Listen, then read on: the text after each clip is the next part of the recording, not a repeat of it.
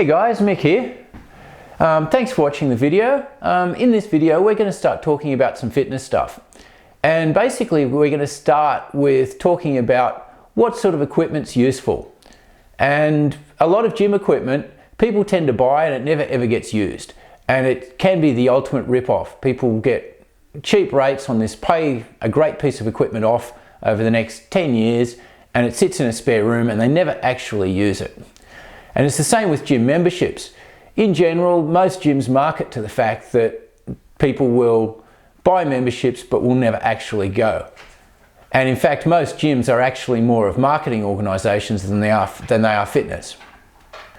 So what we're going to have a talk about today is what stuff is useful and what's generally the best approach for doing that sort of thing.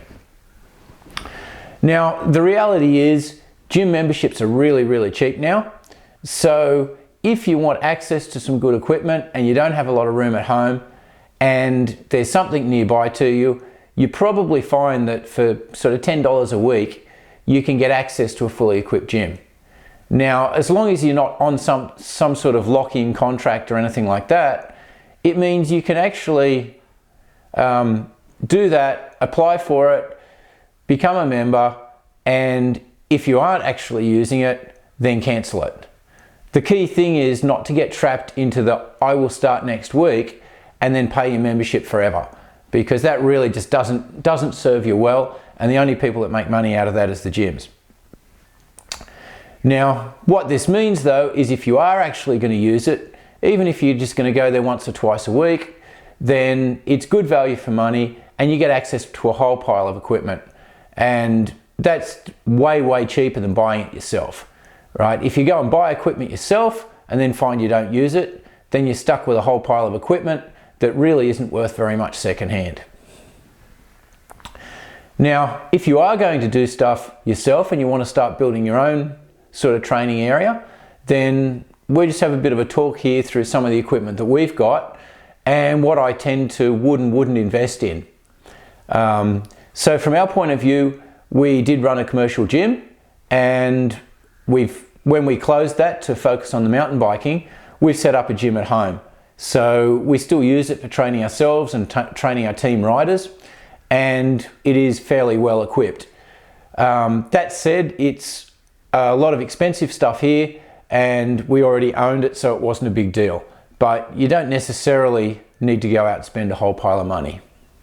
So I guess being mountain bikers, obviously you've got an interest in cycling, and one piece of equipment that could be of use is some sort of a spin bike. So this one's quite a high quality commercial one. The nice thing about it is it's got good variable load. It's actually got movable handlebars, so you get a load for working your upper body. A few really good features. It's also really robust, which is probably one of the big difference between commercial quality gear and some of the more domestic stuff. There's no computers on it or anything, you can just sit on it and pedal. Now, depending on what you're into, if you live somewhere where there's times of the year where it's really crappy outside and you don't want to go out and ride, but you will sit and do some spin, then some sort of spin bike's potentially a good idea. Or if not, maybe a wind trainer or something you can put your bike on. Often if it's something where you're just going to sit and spin, you can use some of the online training programs where you can sort of compete with other people and so forth. So that's a great option if you want to do that sort of thing. Otherwise, you can just sit and have a bit of a pedal by yourself. I often, if I'm going to be using this, I often move it around into the lounge room so that I can sit and watch TV or something, because I get really bored sitting and staring at a wall on a spin bike for an hour. But yeah, so that's one of the bigger pieces of equipment that may be useful. But you can get a wind trainer that you can put your bike in for a couple of $100. So that's sort of a bit of a cheaper alternative.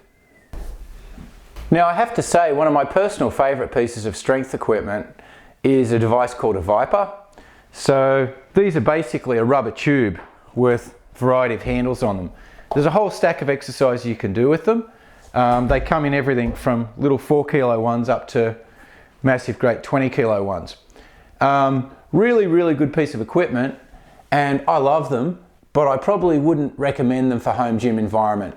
The problem with them is they're really, really expensive. So the light ones are $250 each and the big ones are like $400.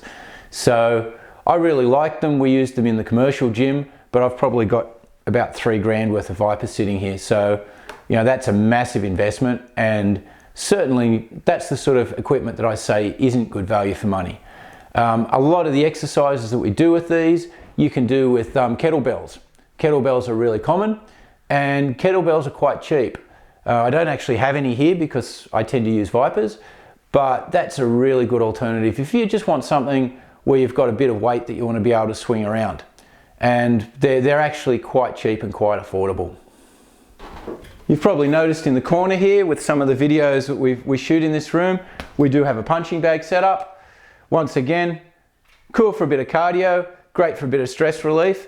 They can be a really cheap thing. If you've got a room or a garage area where you can conveniently hang one, then you know they're probably going to cost you 50 bucks.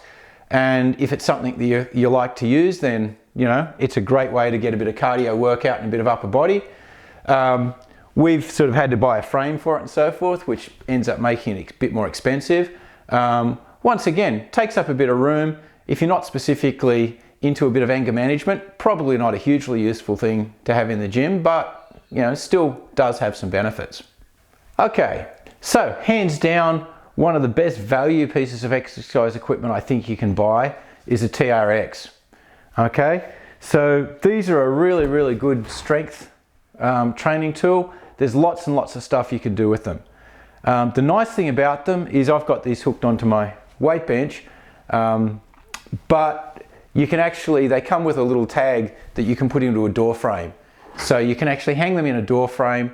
They take up very little room. An actual TRX brand one, which was the original and probably still the best quality ones, you can still buy them for a couple of $100, and they fit in a bag, they don't take up a lot of room, and it's not a massive investment. If you're going to do a little bit of training with it, it's a great exercise tool to get, and then you can see where you go from there.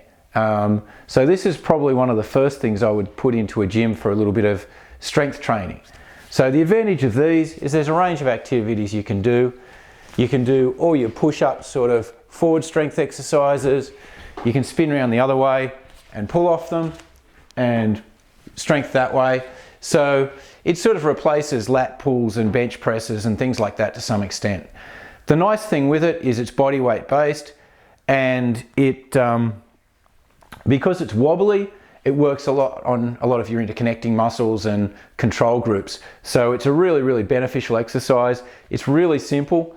The only real disadvantage of them is if you're getting really strong with it, you might find that you want a bit more load than what you can get with a TRX, which is sort of when you might be looking at moving to a weight system. But really, value for money, these are one of the best things you can get. And during some of our series, we'll be talking through some of the exercises you can do with it, because it's definitely a highly recommended, portable, simple piece of equipment. If you want to add some heavier strength routines into what you're doing, then it's probably time to start looking at a weight frame. So this one here that we've got basically allows bench press, squats, all of that sort of activity. The advantage of having a full frame is that you get these safety bars and so forth. So it means that I can actually do some bench press and stuff by myself, and I can set the height of the safety bars so that I'm not going to risk dropping it on myself. It also means that you can use it for the same for squats and various other activities. Once you go down this path, it does take up a fair bit of room. They can get expensive if you want a fairly solid one, and you know, then you start adding weights to it as well, and that just starts to escalate the cost a bit. But once again, if you're interested in doing that sort of strength stuff at home, then this is definitely the way to go. A decent solid frame, a bench, a solid bar, and some weights. So probably one of the simplest pieces of gym equipment that you can get is the humble skipping rope. These have been a favourite for boxers and a lot of those sorts of sports for years. This one's quite a long one, and they're really great for cardio, coordination, bit of balance. It's a really cool sort of way to exercise. You'll get your heart rate up really, really quickly, so it gives you a nice cardio workout works on your coordination. Really, really simple. And you know, you can probably buy one for, the price tag on this one's $7. So really, really simple. Definitely something that is worth putting in and seeing how much you're going to start to use it. So the next piece of equipment that is actually one of my go-to items is a BOSU, or some sort of balance device. So putting a lot of simple exercises onto an unstable platform is really, really good to help create better balance. It's also good for general control, and it works more of the control muscles rather than just the big muscles. So it's great for all over conditioning and just generally getting yourself moving better, better coordination, better balance. It's a really useful thing. So some sort of unstable platform. So this is a BOSU. It's basically half a fit ball, and the idea is you can either use it up that way and it gives you an unstable platform, great for rehab on ankles and ankle strength and knee strength and so forth, or you can flip it up the other way and it gives you a more stable platform, but the platform wobbles. So really, really great piece of equipment. Once again, if you're not buying the commercial grade ones, you can probably buy one for 50 bucks at your local sports store, especially if they're on sale. So some sort of a balance device is definitely something that is worth considering when you're starting out with some sort of home gym setup. When it comes to big ticket cardio items, one of my favorite is definitely a rowing machine. I find you can get a great workout. It's massively difficult from a cardio perspective. They're a really, really good way to burn some energy, works pretty much your whole body, does have a very good leg focus as well, but still works your core and your upper body. So it's a great tool for cyclists as some cross training off the bike. And I'd actually prefer to use a rower when I'm training indoors than on a bike, because I do enough riding and I don't really want to sit inside on a spin bike. I'd rather just go ride my bike. And for the alternative, I'd rather jump on a rowing machine. So the downside is they're typically big, they take up a lot of room, they're reasonably expensive. So you really want to make sure that it's something you are going to use. This one's a Nordic track. It's a good quality one. But the thing I really like about it is you can see how it's sort of sitting in the corner here. It's one of the few that I've seen that's got a really good fold mechanism where you can basically just fold the bottom part out and put the rower down. Okay, so it gives you your rowing, and it actually does fold up reasonably well, and you can sit it in the corner. So there are some cheap folding ones, but this is one of the few that I found that's actually a really good high quality rowing machine with a nice feel to it that is fold up. The downside is I got that on sale and it was still like $1,000 investment. So it's something that you'd really want to make sure you were going to be using a lot. So guys, hopefully this overview was useful to you. I think once again the key point you need to take away from this is if you're going to invest in gym equipment, make sure it's stuff you're really going to use. There's garages full of unused gym equipment all over the country. So yeah, if you've got a 24-hour cheap gym nearby, it's probably worth trying that to see whether you're actually going to use it. The reality is, if you're not going to drive 5 minutes from home and work out in the gym, you're probably not going to walk into your spare room and work out on the gym either. So you really want to make sure it is something you're going to use and it's an investment you're going to make the most of. If you want some simple stuff, then some balance things like a BOSU, a TRX, some stretchy bands, a few things like that is certainly enough to get some really good workout and achieve a fair bit with it without actually investing too much money.